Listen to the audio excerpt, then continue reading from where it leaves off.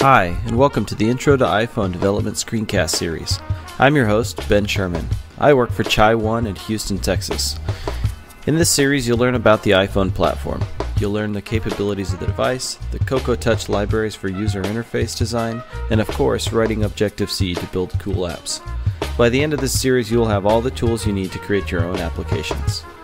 However, today we're going to answer the question, why build iPhone apps in the first place?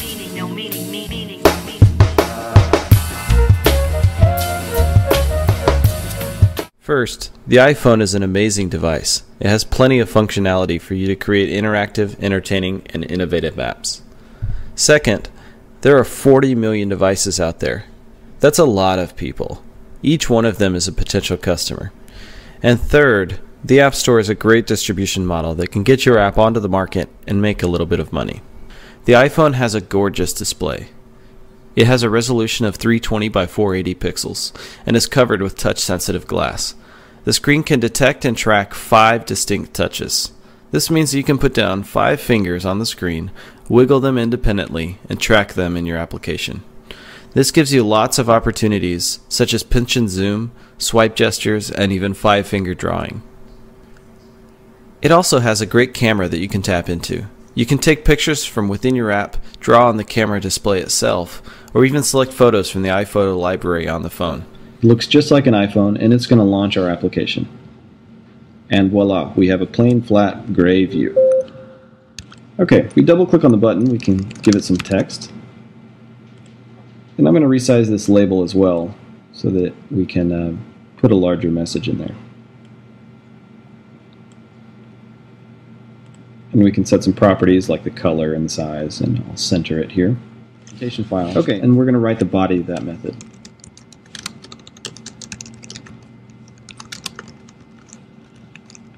We see down here, build succeeded, and we're ready to run it. Okay, we see our button, and when we tap it, it updates the label. To do iPhone development, the language you'll be using is Objective-C. So let's take a brief look and see what the language has to offer. Objective-C is based on C, but it has some pretty useful extensions to make it object-oriented, dynamic, and really powerful. But at first glance, it does look a little weird.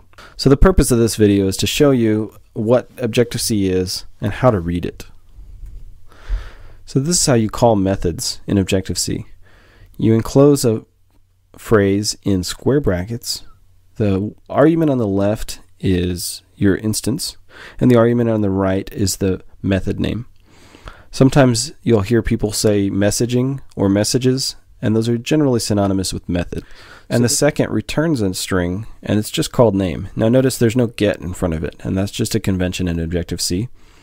The setters have set in front of them, but the getters are just the name of the thing that you're going to get. So you could imagine that the code, writing all this code in the header file to define it, and then in the implementation file to fill out implementations would get pretty tedious pretty quickly. So we actually don't want to have to write this stuff by hand. And luckily, there are some helpers in Objective-C that obviate the need to do this, and those are called properties.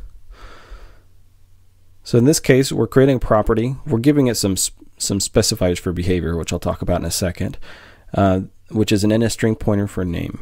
If you recall from the last episode, is the type of file that this manages. In this case, Tekpub to-do view controller, and that was the view controller we were just writing code in. So what we need to do is we need to set up an outlet from the data source and the delegate for this table view over to our view controller, and that's going to make those connections. So if you recall from last time, we're going to hit Control and we're going to drag over to here, let go, and we're going to assign it to one of these delegates or one of these outlets. So we'll do data source and we'll do delegate.